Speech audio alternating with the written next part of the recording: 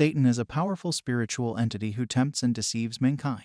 He knows our weaknesses and plays on our desires in order to cause us to sin and turn away from God. Satan's temptations can come in many forms and can often be difficult to recognize.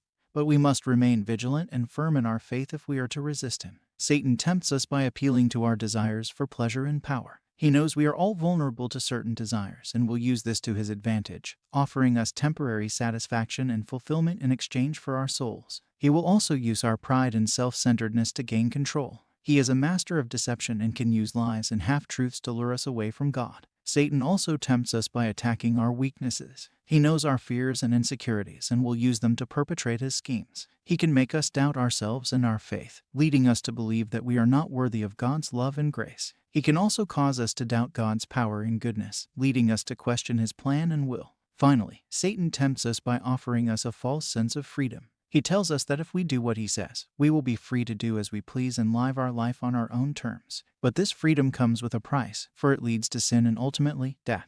In order to stand firm against Satan's temptations, we must be vigilant and aware of his schemes. We must continually seek God's guidance and direction and remember that his power is greater than Satan's. We must also build a strong foundation in our faith and trust in God's promises. And finally, we must remember that the victory has already been won through Jesus' death and resurrection.